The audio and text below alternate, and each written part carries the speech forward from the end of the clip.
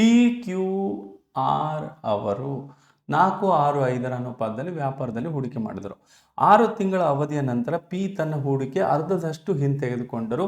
ವರ್ಷಾಂತ್ಯದಲ್ಲಿ ಕ್ಯೂನು Rs. 12,000 ಅವನ ಲಾಭದ ಪಾಲು ಪಡೆದರೆ ಪಿಯು ಎಷ್ಟು ಹಣವನ್ನು ಪಡೆಯುತ್ತಾನೆ? ಈಗ ಇನ್ವೆಸ್ಟ್ಮೆಂಟ್ ನೋಡಿದ್ರೆ ಪಿ ಕ್ಯೂ ಆರ್, ಪಿ 4 ಭಾಗ, ಕ್ಯೂದು 6 ಭಾಗ, ಇದು 5 ಭಾಗ. 6 ತಿಂಗಳ ನಂತರ ಪಿ ತನ್ನ ಹೂಡಿಕೆ ಅರ್ಧದಷ್ಟು ಹಿಂತೆಗೆದುಕೊಳ್ತಾನೆ. ಅಂದರೆ 6 ತಿಂಗಳ ನಂತರ ಅವನು 4ರಲ್ಲಿ ಅರ್ಧ ತೆಗಿತಾನೆ, ಅಂದರೆ ಇನ್ನು 2 ಉಳಿಯುತ್ತೆ. ಇದನ್ನು ಇನ್ನು 6 ತಿಂಗಳ, ಫಸ್ಟು 4 ಭಾಗನ 6 ತಿಂಗಳ, ಇನ್ನು 2 ಭಾಗನ 6 ತಿಂಗಳ ಇನ್ವೆಸ್ಟ್ ಮಾಡ್ತಾನೆ. ಮೂವರು ಒಟ್ಟಿಗೆ ಸ್ಟಾರ್ಟ್ ಮಾಡಿದ್ದಾರೆ, ಅದಕ್ಕೆ 12 ತಿಂಗಳು ಆಗುತ್ತೆ. ಓಕೆನಾ? ಹಾಗಾದ್ರೆ ಕ್ಯೂದು 12 ತಿಂಗಳು, ಇವ್ದು 12 ತಿಂಗಳೇ, ಬಟ್ 6 ತಿಂಗಳು.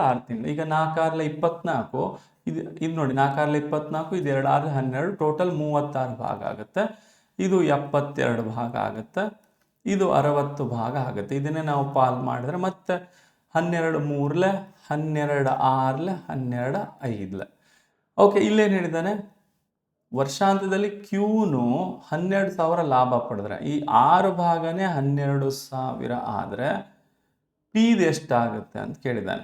6 2 12 ಇಂಟು 2,000, ಇದು 3 ಇಂಟು 2,000 ಎಷ್ಟಾಗುತ್ತೆ? 6,000.